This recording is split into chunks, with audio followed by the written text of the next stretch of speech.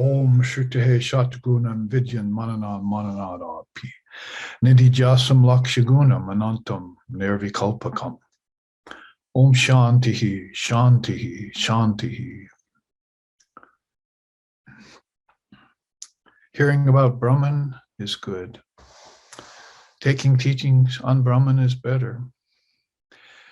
Meditating directly upon Brahman is better still. And best of all is that meditation in which all doubt about the nature of reality dies away forever. Om, peace, peace, peace. May peace be unto us, may peace be unto all. Om Hari Om, Hari Om, Hari Om Tat Sat.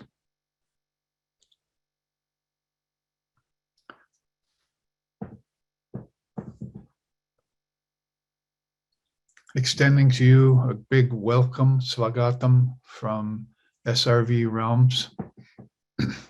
Some of us here in Hawaii are gathered at the Old Badrinath, we're calling it now because I'm about to make a move of location, and also down at Kedarnath, where you see Annapurna and Jyoti and Isha, who have been here with me for a month, living next to the Guru and in the midst of the Hawaii Sangha, taking these teachings we just chanted about.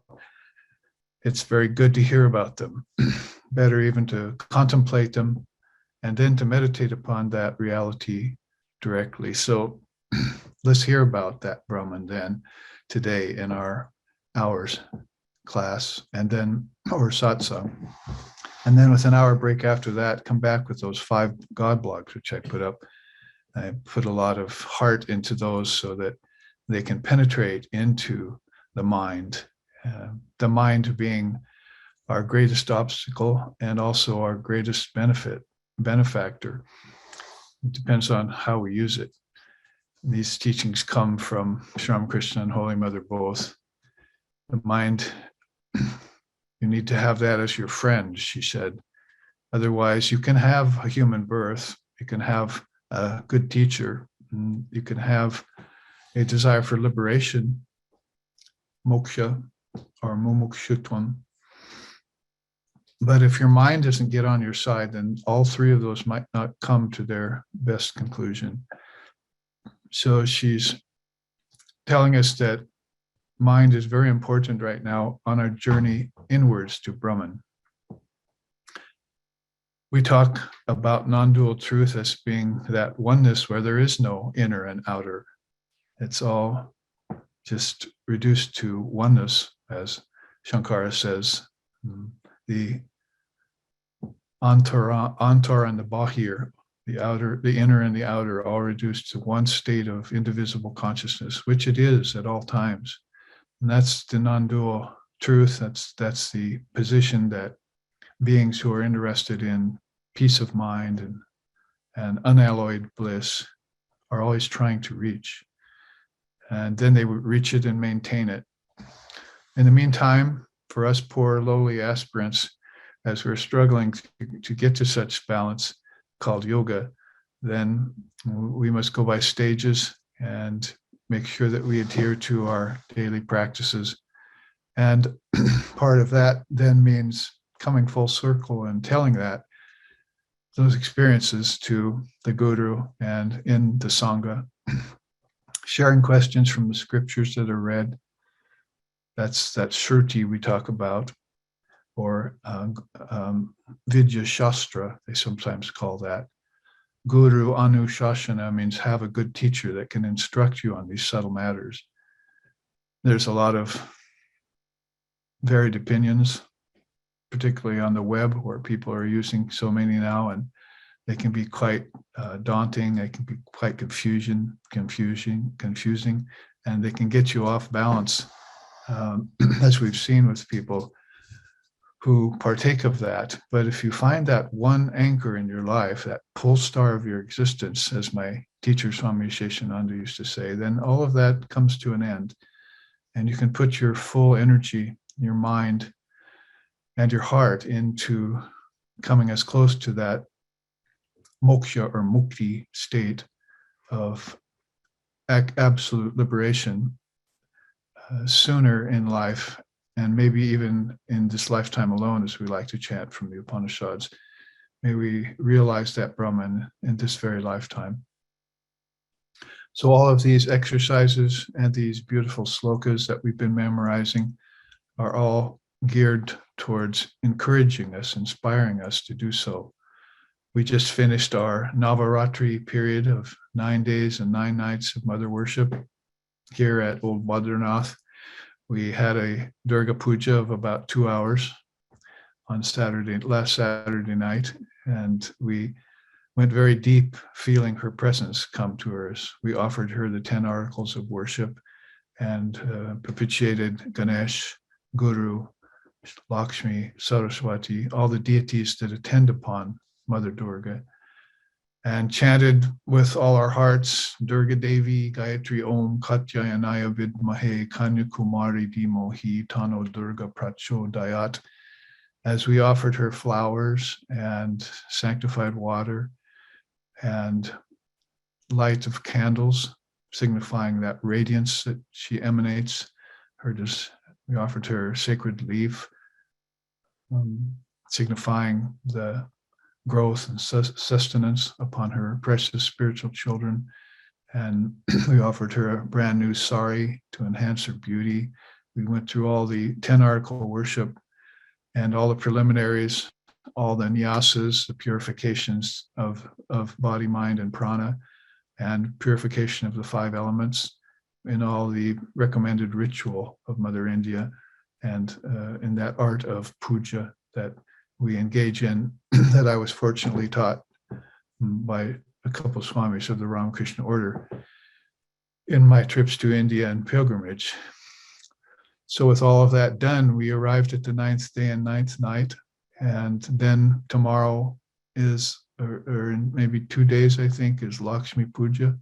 So Durga Puja is followed by a puja of the holy day and birthday, Jayanti, to Mahalakshmi, in which we keep her in mind and chant her mantra so that she will sustain us, and maybe even, who knows, even give us an abundance of what we need.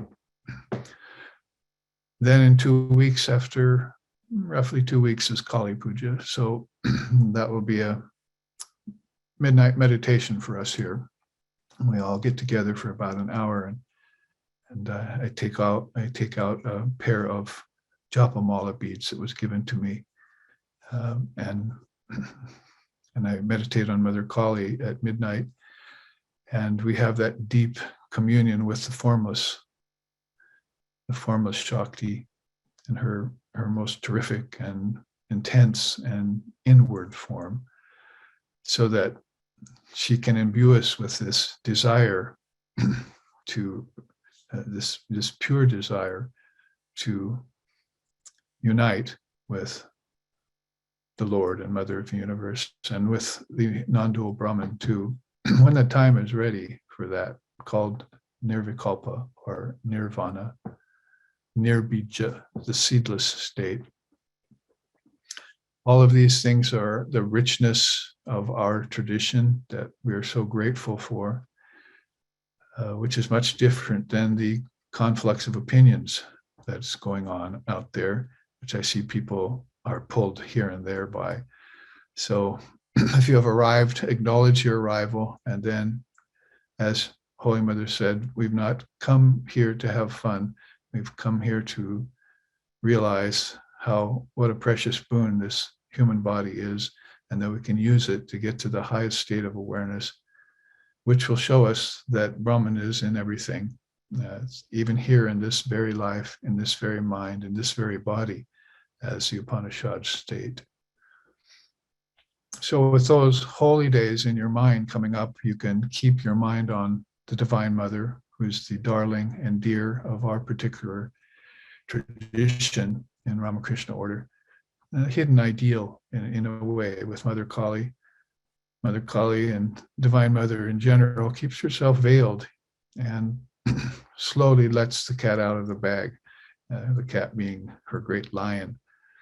And she'll expose the truth of the Dharma, and then the higher truth of Atmajnan to all beings as they are ready to receive it in her own perfect timing. So having deep faith in that and absolute awareness of its presence in our life, then we go forward. And we should do so here in this satsang. I've introduced it for you.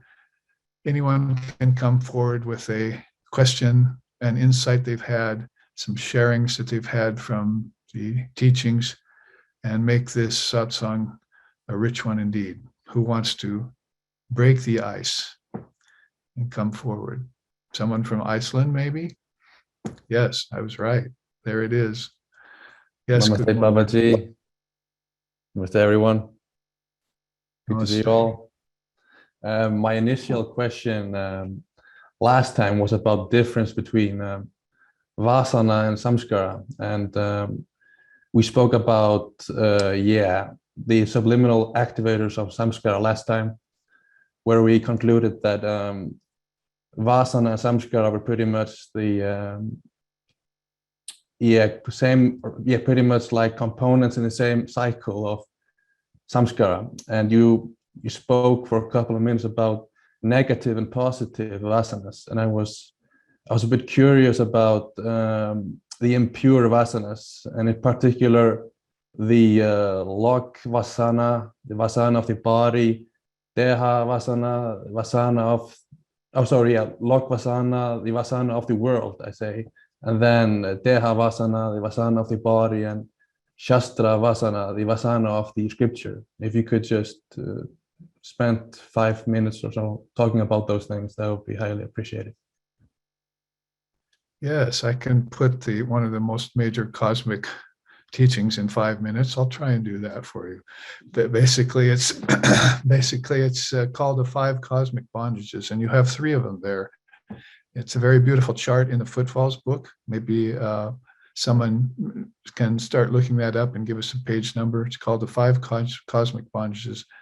And the 3 that you mentioned are Loka, and then Deha, and then Shastra. So basically, Loka means world. The world is a kind of bondage in Indian way of thinking, or it definitely can be. I started out the satsang saying that we want to try and convert the poison of Maya into the nectar of immortality.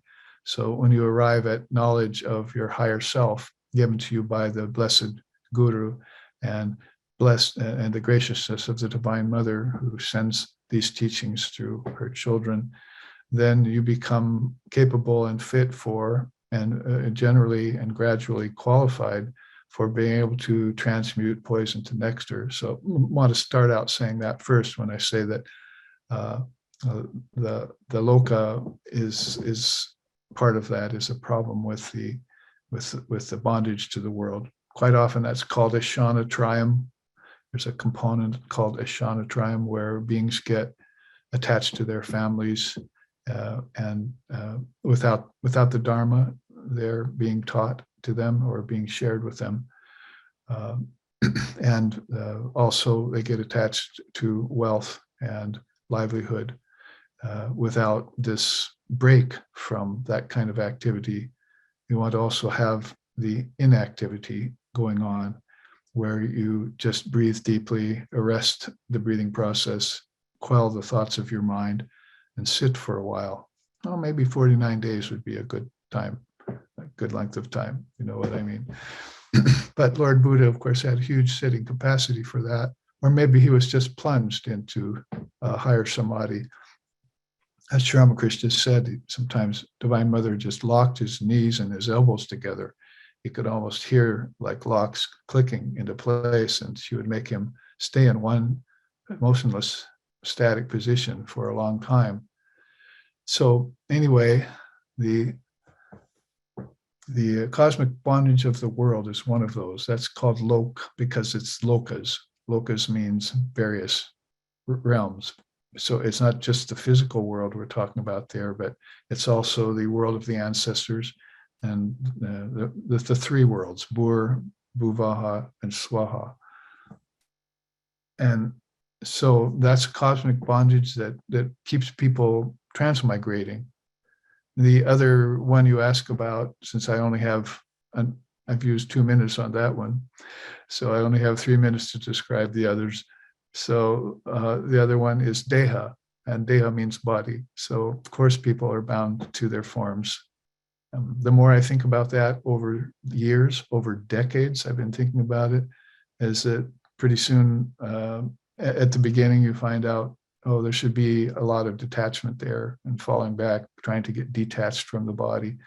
But as you live in the world and with people and near to society, you find out that the poor dears can't do anything else but be attached to their bodies. If they start studying their egos, then maybe they'll get a little bit of distance because they'll want to start ripening that ego. But in the meantime, this is all a bondage of deha, bondage to forms and bodies. And like I'm saying, it's rather natural to people to go out in nature and pet a dog and watch a bird and go see the whales jump out of the water and see all the magnificent things of nature that are going on, which is all in the realm of name and form, right? And those are, of course, two concomitants of Maya, the others being time, space, and causality. So we're talking about these cosmic bondages of Maya, which can't just be lightly dismissed. They're a part of everything, or a part of the fabric of existence. And it's just that the discriminating disciple will make them the changing part of the fabric of existence, and then will come to know the unchanging part of that. That is, Brahman is real and the worlds are unreal. So the unchanging is the secret to everything. It's the key that unlocks everything. The gate of Maya will come tumbling open, or the curtain will get spread out and cast aside. Sri Krishna said, when one turns the lock of that non-dual lock with this key of all, I am Atma Brahman. This self is unchanging, perfect, pure, birthless, deathless, timeless, and therefore not the deha. And it's videha is what you want.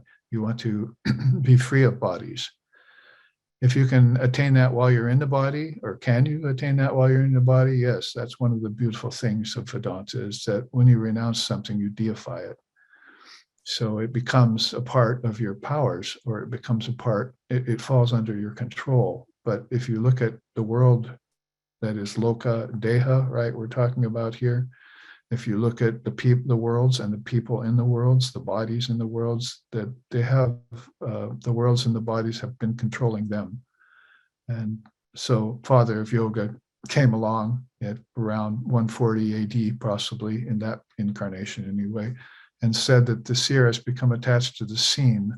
And now we had to reverse that and make the scene become under the control of the seer again. So you can be the master of all this. Sometimes we then go to the word witness, which I think Sakshi is called in Sanskrit. It's like Sakshi Chaitanya, because Chaitanya is the background consciousness in everything. And you want that consciousness to be a witness of everything that changes. It's actually very simple teaching, even though it sounds a bit complex until you get yourself used to the powerful and profound Sanskrit way in which they describe these beautiful tattvas, or principles. So anyway, loka and deha, you see how those come together, the worlds and all the bodies, all the forms that are in the world. Then you talk about Shastra, and that's one that's easy to trip up on. And it's actually more complex in a sense, because there are people who have gotten into religion, but they've made religion a bondage. So Shastra means the scriptures. I just said that word when I opened up the Satsang, and Shastra Vidya means the knowledge of the scriptures. So if they would come forth with the knowledge of the scriptures and teach that to the householders and to the other castes in India, because for 1,000 or 2,000 years or so, Vivekananda said they stopped doing that. And so that's what caused India to fall in this particular time, away from its great ideal that it had realized. So he wanted to bring people back to this idea of the Vidya Shastra. So this probably is best put in the English term ritual. So they trip over rituals, and rituals become a kind of bondage. Those very same rituals, again, can become very liberating.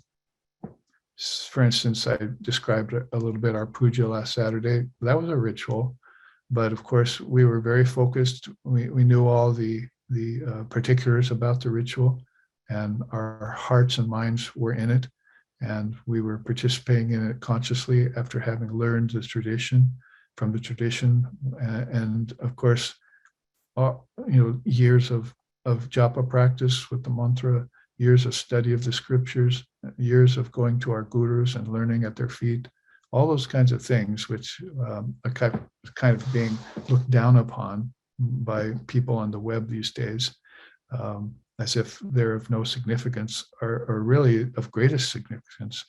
Those are the things that empower us. When the Tibetan Buddhists came into America, then we had that word empowerment all of a sudden come to the fore. So you get empowered by thinking about these things, and probably you'll want to find someone to strike the spark on, or light your torch on, like we did with Swami Sheshananda in our guru in Portland back in the 70s and 80s, and prior to that, before when he was there for some 50 years or so.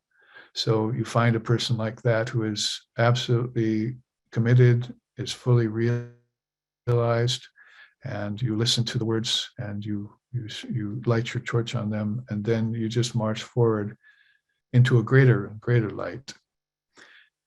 So that would put you beyond the ken of religious ritual. Then the thing would become living. We saw that in Sri Ramakrishna, that he went into the Kali temple as the priest of the Kali temple when he was young, and other people were just bowing and offering flowers and saying the mantras and so forth, but he was actually weeping and seeing the image of the Divine Mother live before him. So his ritual was something very amazing to watch, because he was putting himself fully into it with all of his heart, mind, and soul. And so if anyone said, well, you're just worshiping an image there made of clay and vermilion paint and wood and so forth, then you've dressed it up with a sari and some jewels, and so it's just an image. Mrinmoyi, it's an image of Maya. But he said, no, it's Chinmoyi, it's an image of consciousness. So you could see how this very shift of consciousness in him was to take and look at the world and see it as Brahman. That's if we saw the world as Brahman, then there would be absolutely no problem here whatsoever. But of course, this world is not designed that way. Most people are not interested in the truth. They're more interested in sportive play, and that sportive play can turn negative, as we see in the world today, and have all these, you might say, harmless aspects of Maya that could be enjoyed without a lot of grief, turn all of a sudden into suffering, which was how Buddha came along and described it, and what Jesus saw when he was on earth. And as I'm saying, what Patanjali said after Buddha, 650 years, that the seer had become attached to the scene. So these three of the 5 cosmic bondages are there: one to the worlds, one to the bodies or forms, and the other to religious rituals. All 3 of those can be transformed it's not like you have to take them as some sort of cautionary warning sign, because all three of them are, if they're used in the positive way, that is the world's, your body, and religious ritual, can be elevating and inspiring. And that's what we saw in our ideals. We saw Swami Vivekananda, who is really pretty much purely a non-dualist, nevertheless build a temple, install the image in it, and have people start worshiping it. It's exactly what Shankara did in 700 AD when Buddhism had its fall. And he went around the country resurrecting all the Vedic truths. So he would go into the temple, resurrect it, put the image back on it, call the people in the village to come into it to worship, while he sat out in the courtyard speaking the non-dual truth to those who were interested. So there is a separating of the wheat from the chaff in terms of spiritual and the worldly. That's a fact.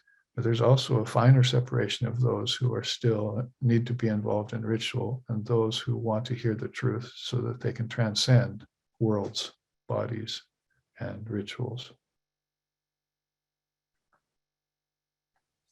And you can move to those, asato ma sadgamaya tamaso madhuri. You can move from those by stages, from lower truth to higher truth.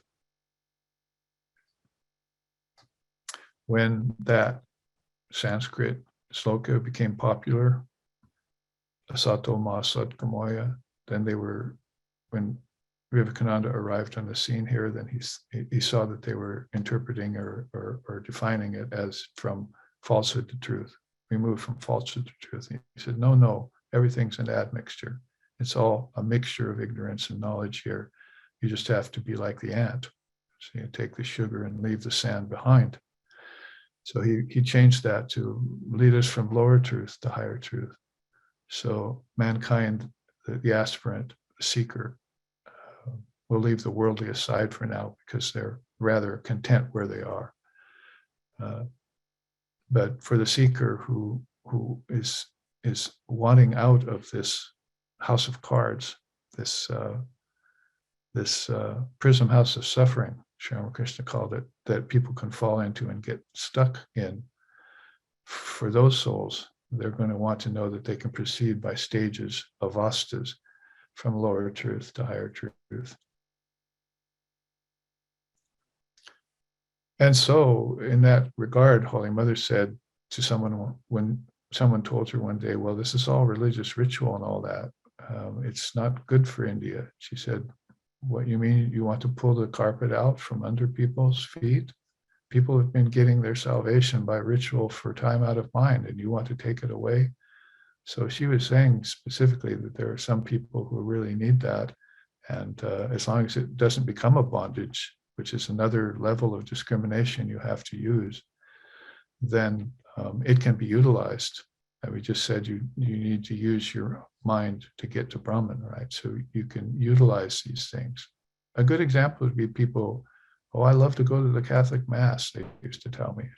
I don't really understand the Latin, but I just get the feeling there. So I used to think, yeah, that's very beautiful, that even without knowing the language, you could just go there and feel the presence, like we did at Durga Puja last Saturday. Mother just came into our presence. Thank you for being in our presence, we had to tell her. So anyway, you realize that people are experiencing this presence of God everywhere and in everything, or they should be. And so you want to try and remove those barriers that ruin the whole play, the divine play for others.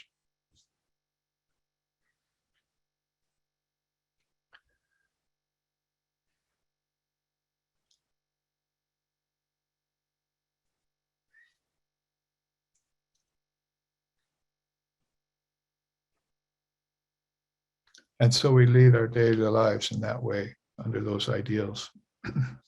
We never compromise the ideal, but we have to compromise with the world. That's what Swami Vivekananda said at one time, that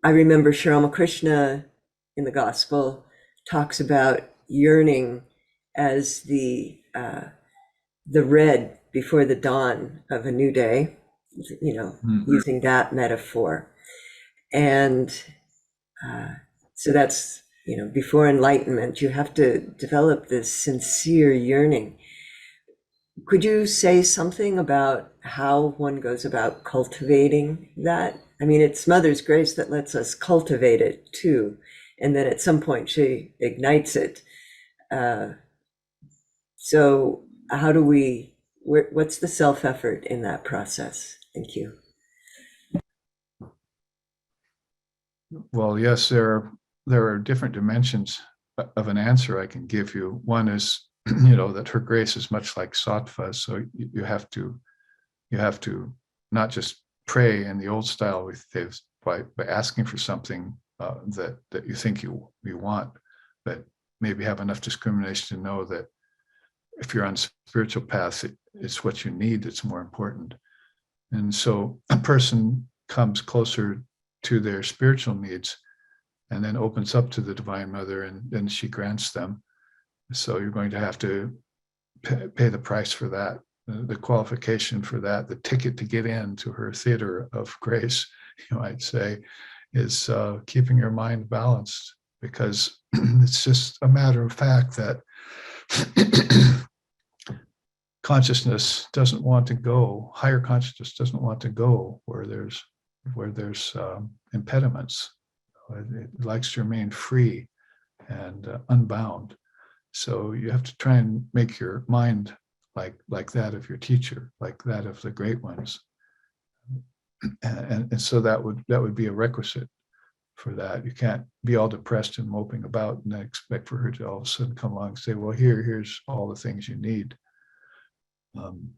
It's just like if you walked into a room of people who were all depressed and everything, but you saw one person that was very interested, you'd probably turn your attention on that person, sort of like speaking to a class, college.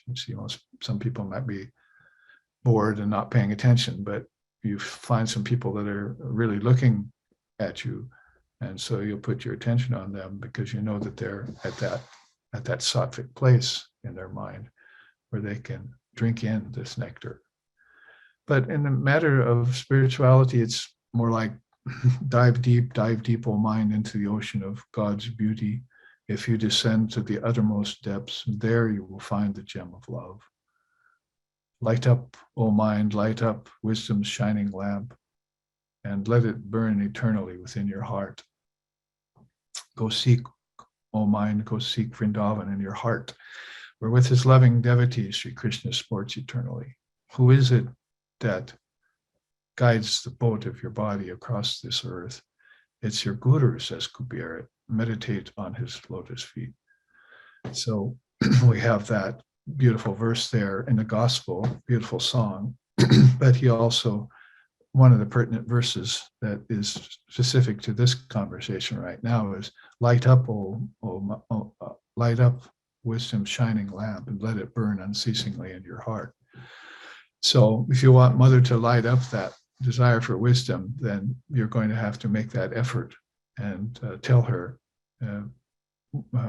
get close to her via meditation and tell her with this burning earnestness that Sri Ramakrishna used to talk about. He would call it yearning. He says, so when people ask him why God wasn't listening to their prayers and so forth, one of the things he says is that you have to cry tears, at least cry one tear for communion with God. People cry jugs of tears for loka, deha, and shastra, don't they? So, but they never cry one sincere tear for the Lord, for being close to the Lord. So those who love God get God. And those who love the world get the world. It's just obvious law amongst in relativity.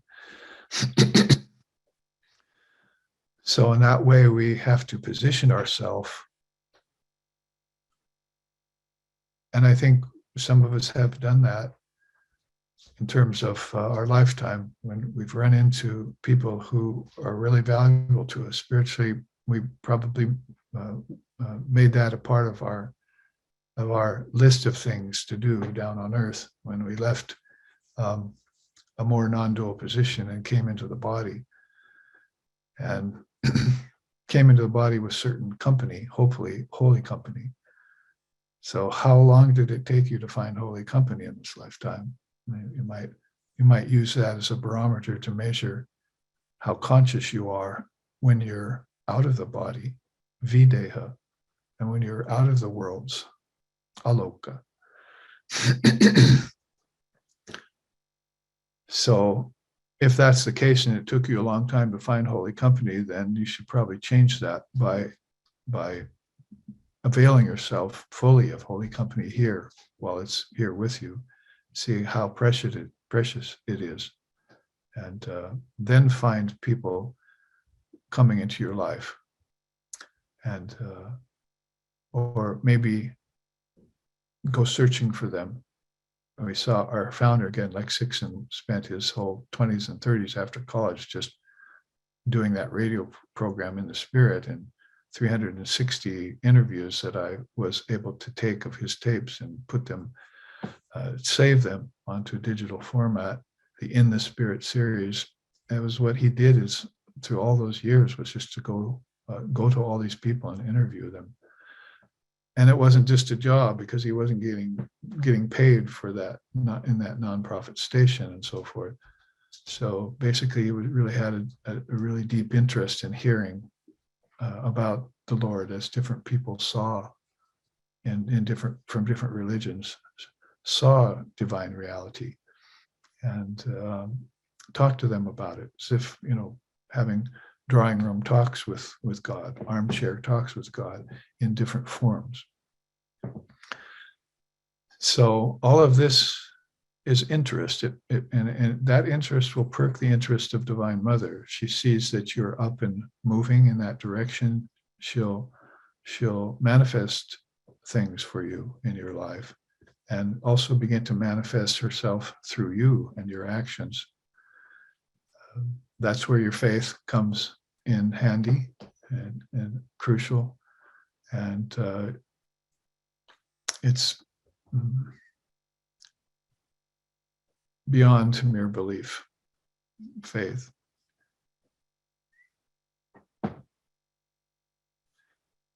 That faith is in the reality of that you've seen and found within yourself, and within your guru, and within other spiritual movements of the world that teach the Dharma and share the Dharma, different religious traditions of the world that are staying to the point and not getting swept away by the religious rituals, for instance, that often take the heart out of everything. Very difficult to get people to gather together and pull together, particularly in the West, in America, but that's what's needed. And you also need a guide for that, a central figure. What's the one thing you should avoid in life? They ask Shankara, the great Advaitin. And he said, a congregation without a leader. So he was in India, so he saw that there were people who were casting off on their own, maybe trying to guide themselves in groups and so forth. I myself have come across that. Where's your teacher? Well, we don't have one. We do this all together. When I was in Jaima music, going around offering teachings and music of a sacred nature to people, and I would come upon organizations that were doing that, and I could feel intuitively that there was no center core there around which to vibrate and grow. So very important to have Guru, Dharma, and Sangha fully in the mix. In that way, all the bases are covered, and people can make substantial spiritual growth in their lifetime. Even a little bit is good. It's a mudra I invented. Usually, there's lots of nice mudras you can do. You see that depict different things. So I said, well, here's one. Won't you make just a little bit of spiritual growth in your life? So don't let the world rob you of that.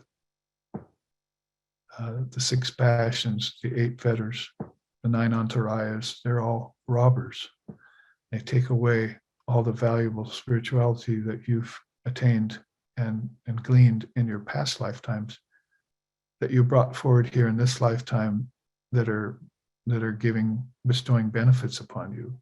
You're actually praying to yourself and then bestowing the gifts of prayer that you wanted on yourselves when you come right down to it, because there's no distinction between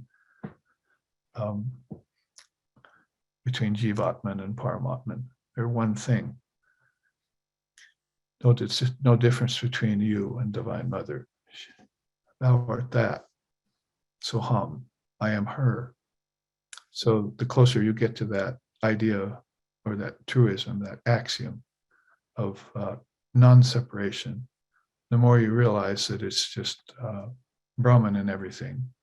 Like that's why our food blessing is so important.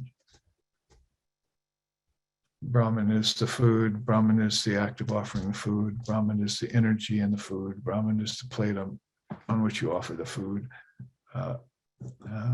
nourishing power in the food. If you take that out of just physical food realm and put it into the other areas of your endeavor, then you'll find out that it's just Brahman doing everything. The closer you get to that truth, then the closer you are to non-duality, and the more you will feel that eternal peace and ecstatic bliss that originates inside of you.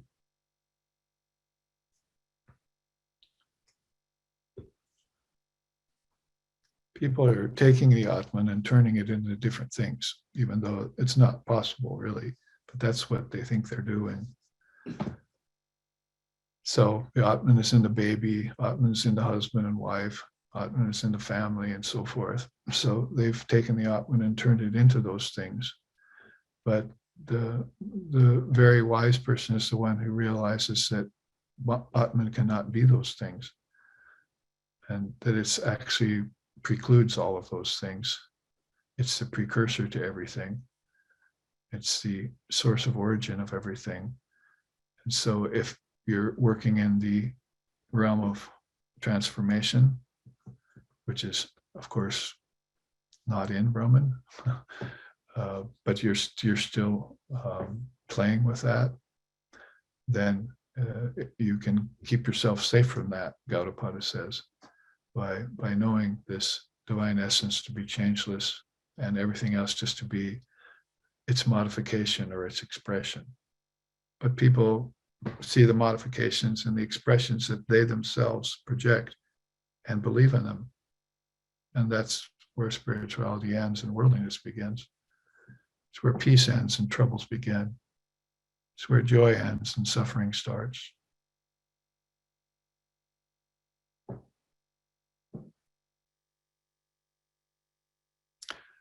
If you're going to take recourse in any kind of transformation, let it be her hand that does it.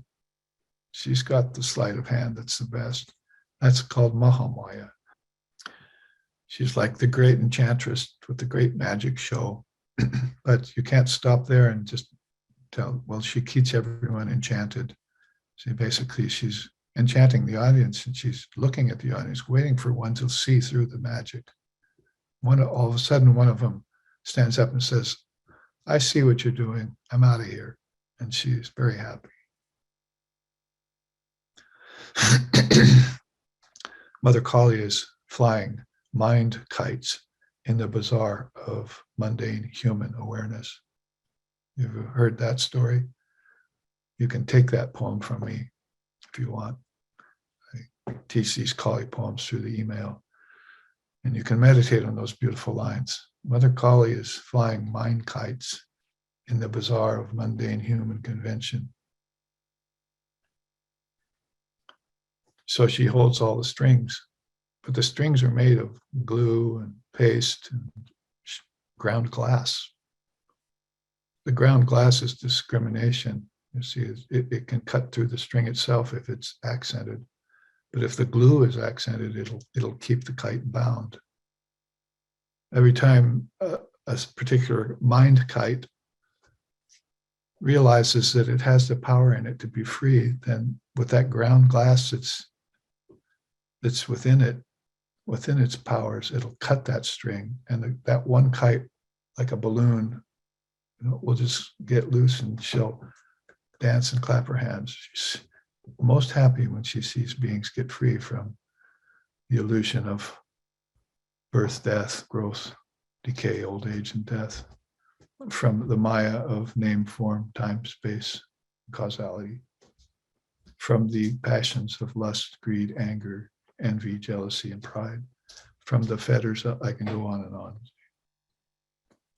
Among those who get free, then, she likes to gather those. They're called they're called Ishvara Kotis. She gathered 16 of them around Sri Ramakrishna. The world will never be the same now. But it's not like the world's going to turn into some beautiful heaven like Judas thought. You see, it's more that the world is going to be seen as what it is and transcended as a dream in the collective mind. And the collective mind is not very healthy in the Kali Yuga. You might have noticed. I would have had a similar question that Annapurna asked, which was also kind of like a stop, or like, I don't know the term yet, but I was thinking of this this statement that it's not the knowledge of the overall knowledge of the multifarious things, the vichitra of the world, but it's the knowing of the essence of existence that matters. And I mean, we also learn so much different dharmic teachings, and to extract the essence of it, or what is most useful, which also would be the yearning. I would pose that statement. Then it would be helpful for our spiritual path, or would propel us towards the goal, the farthest shore. Yeah.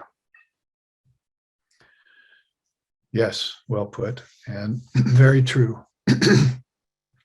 That's the kind of trajectory we want our minds to run along until they've worn a groove of back to Chinmana's question about samskara. They're also very powerful samskaras that are positive.